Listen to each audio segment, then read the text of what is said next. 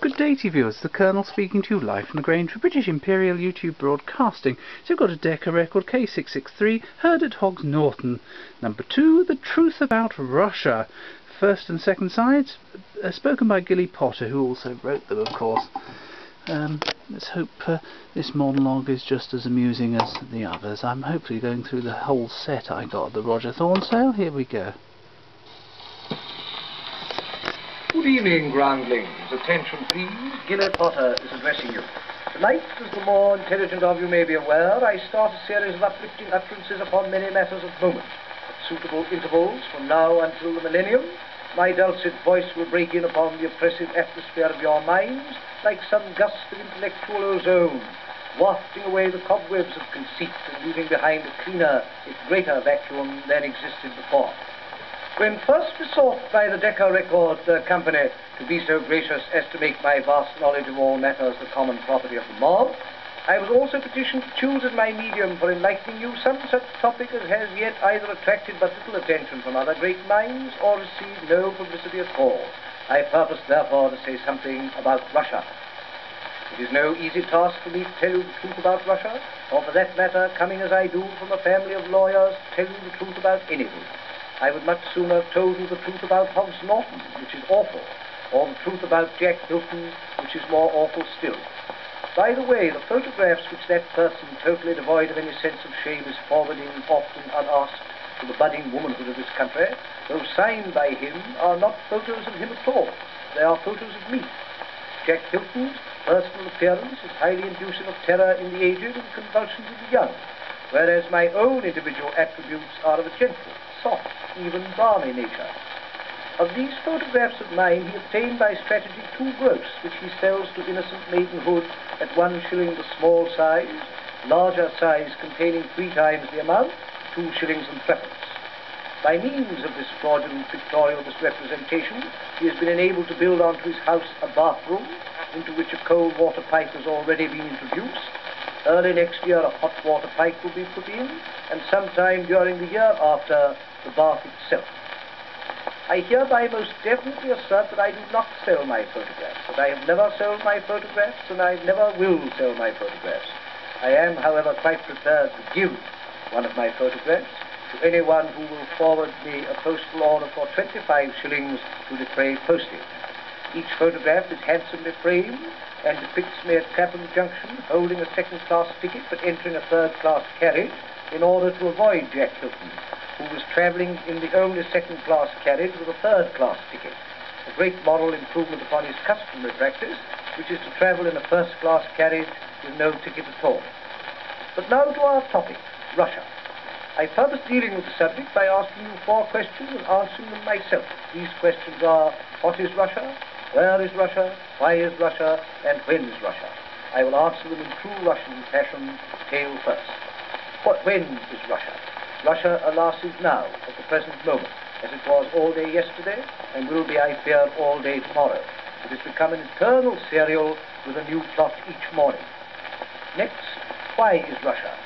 Russia is because the murder season now at its height is proving a poor one, and the divorced crop always at its height is equally disappointing, so we are treated to Russia for breakfast, Russia for lunch, and as a change, Russia for tea. Now, where is Russia? Russia is in the newspapers. On the front pages you dip in, and on the back pages you drop out. It has been there for years. When I was a boy it was there. I am still a boy, and Russia is still there. My belief is that were some tidal wave to engulf Russia completely, no newspaper would appear again, and by the following Friday, Fleet Street would be a fun fair. I have never been a newspaper man. A brother of mine, of whom we never speak, learnt to play the saxophone, but that is as low as any member of my family has ever sunk. Nonetheless, I am convinced that when some poor misguided youth determines in the face of conscience and the finer feelings generally to hitch his wagon to a newspaper, he is not asked his age, his name is not inquired, nor is his character investigated. One question alone is put to him, and that is, what do you know about Russia? It is all so trying to people who, like myself, when they open their newspaper, wish to learn and to learn quickly.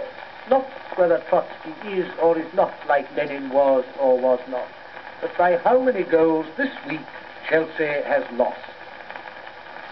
Right, on to side 2, viewers.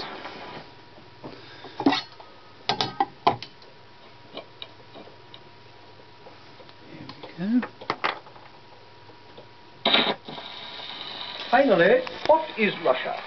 Russia is a square country with rounded edges. That is why so few people can see its points. Across Russia runs a range of mountains called in the north the Alps and in the south the Pennines. From the Pennines comes most of our gold and platinum, which are found there side by side and worked up link by link into what is called a Pennine chain.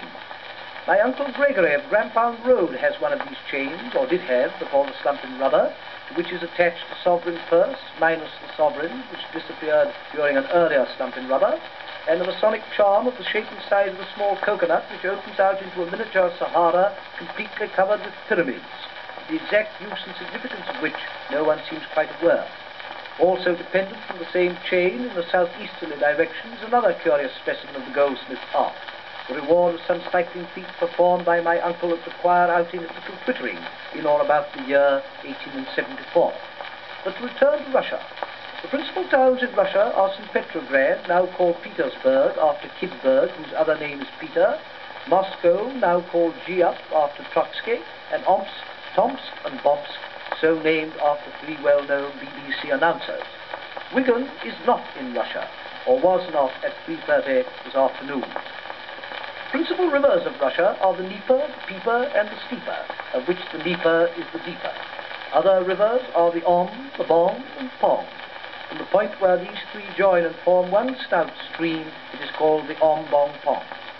The caviar dwells in this river, where it is caught upon pieces of dry toast, carefully counted, and then thrown back again until the price is higher.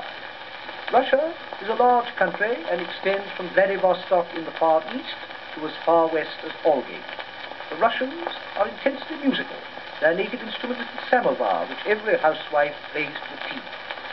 The Russian national costume is a long white nightshirt tucked into Wellington boots. The Russians cultivate their beards to an alarming extent. In fact, the general facial appearance of a Russian gentleman is not dissimilar to that of an untidy English hedgerow. Similar in another respect, too, in that in early spring a healthy Russian beard is alive with every known species of bird life, and to attend a meeting of the Soviet in the month of May is a feast of nature in full song. The Russian instrument of torture is the whip, but about the Russian whip I will say nothing. The Russian diet consists of half a herring per man per day, perhaps.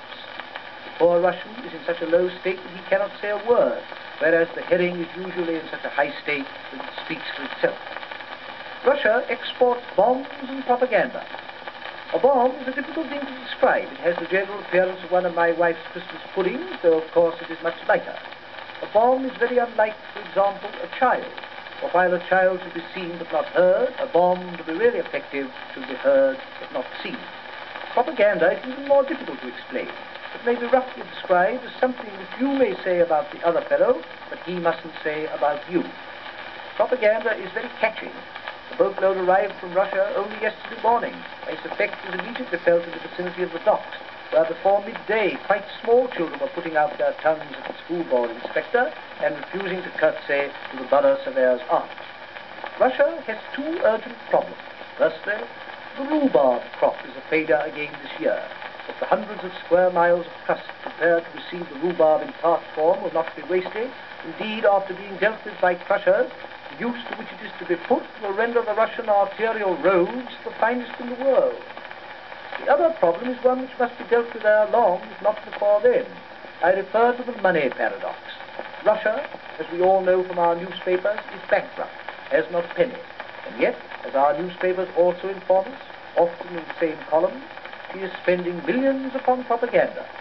How is this being done? In England, we have company promoters who know how to do this sort of thing, but Russia has none. Her company promoters are all in jail, not as here, allowed to go loose. My belief is that Russia is living on herself by selling herself. My belief is that every pound of propaganda which reaches this country is paid for by the partition of Petrograd. Would we but see it? My belief is that half the outer suburbs and all the high street of that place are gone, cut out, floated down the Dnieper, into the Dnieper, up the Om, along the Bong, through the Pong, broken up into pieces suitably sized for framing, and sold to the peasants of Poland at paperweight.